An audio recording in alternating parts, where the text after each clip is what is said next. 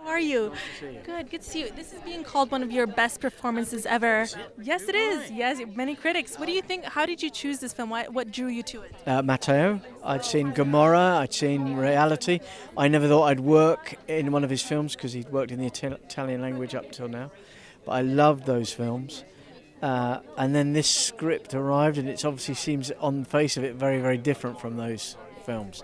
But actually, the darkness in this story and the darkness of the relationships of desires gone, being perverted, resonates with the other sort of contemporary films.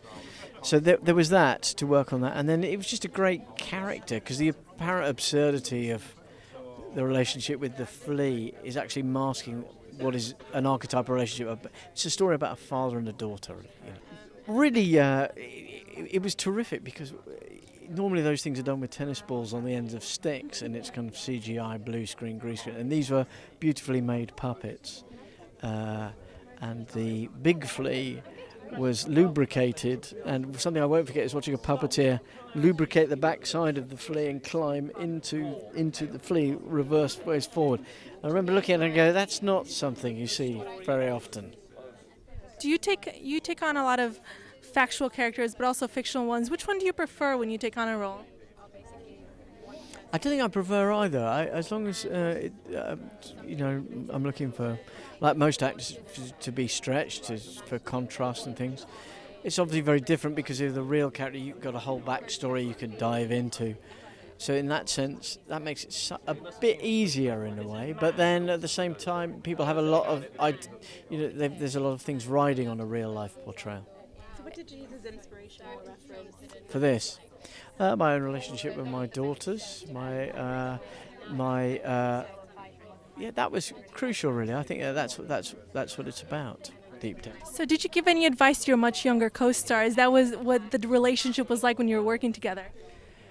She's pretty confident. Anyone who's got that sort of part, at her age, they don't need much advice. They kind of look after themselves. I mean, the only advice I gave was about health and safety on the top of castles, that maybe she should look after herself, because it was pretty high up there.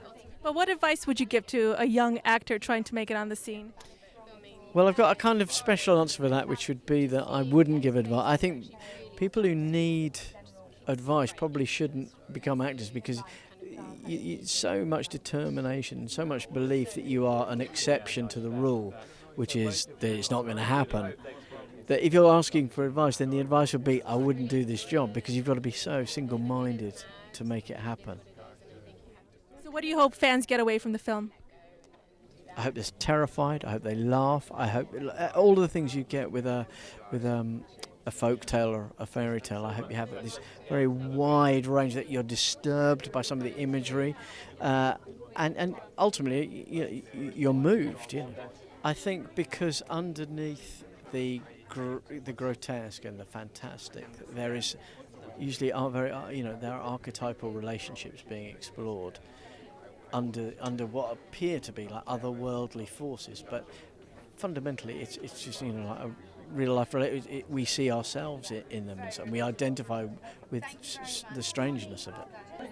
Well, I obviously relate to the flea, but I don't want to be the flea.